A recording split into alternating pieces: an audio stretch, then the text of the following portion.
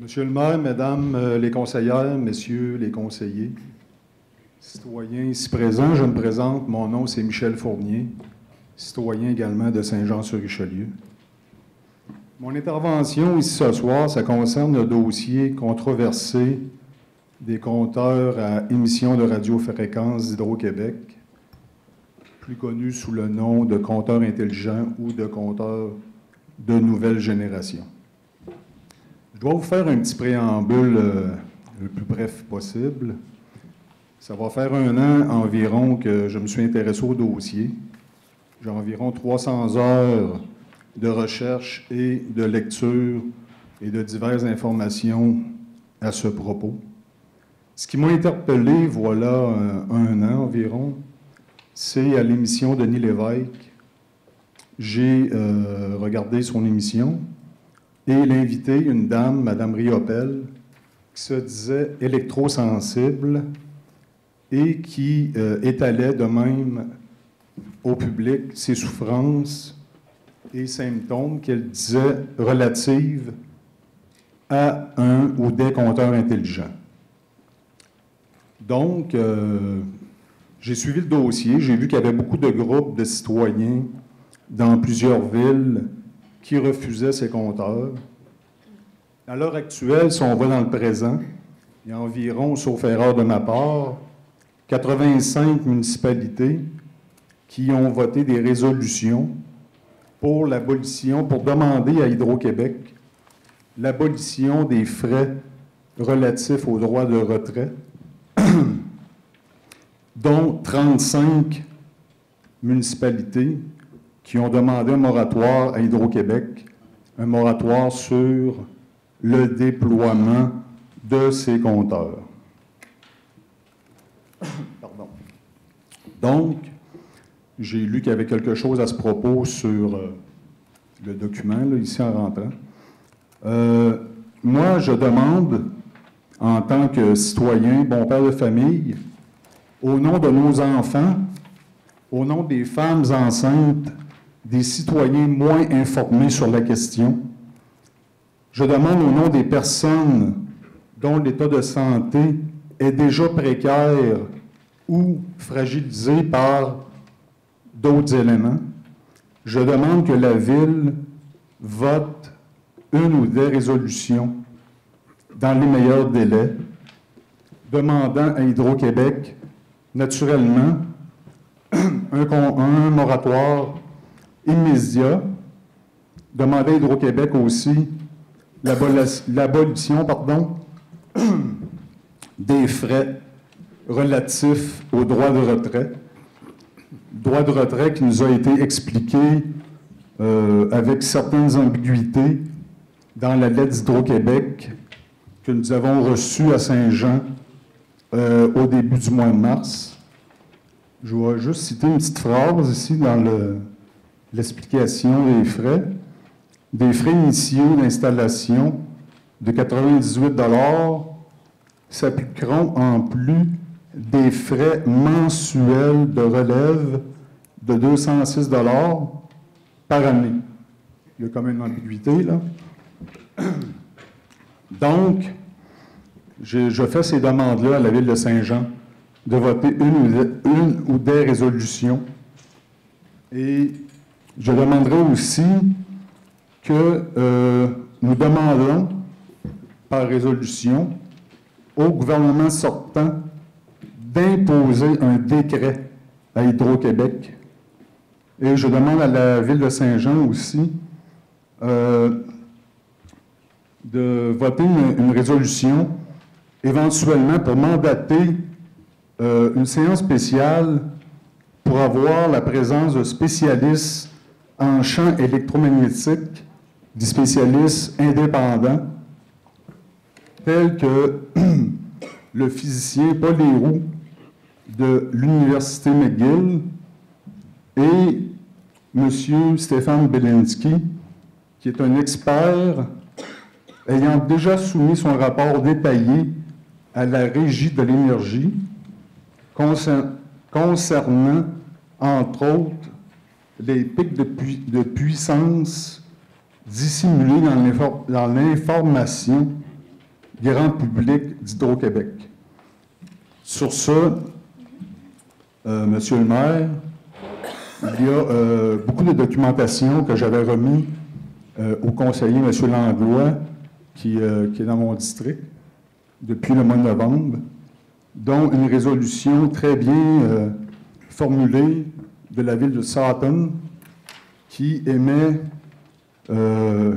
suite à 11 considérations, qui émet 6 demandes relatives à ce dossier.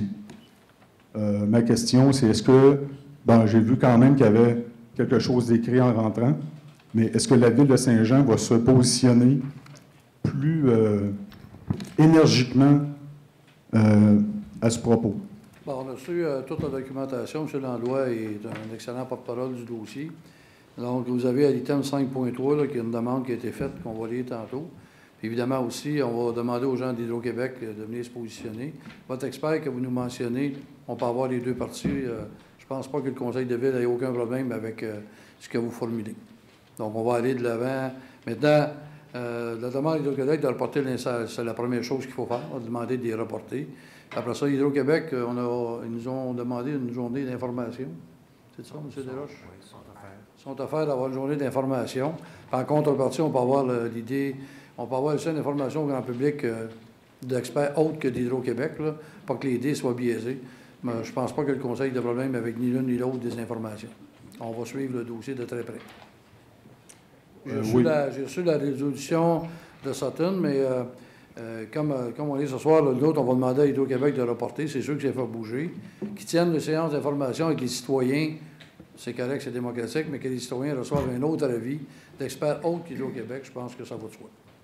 Monsieur Fecteau, est-ce que cette séance d'information que vous me dites à propos d'Hydro-Québec serait une séance qui serait en même temps des experts que je vous propose, ou ça serait deux séances qui seraient à deux dates différentes? Moi, je vous dirais, à partir de ce moment-là, lequel est-ce que vous aimeriez mieux que les deux? Parce que là, lorsqu'on va avoir une séance d'information, on ne va pas avoir une séance de confrontation. Hein. Moi, je pense que d'avoir l'avis que le conseil ait l'avis de un et de l'autre, que les gens soient à l'aise de poser des questions, parce que c'est ça le but de l'exercice.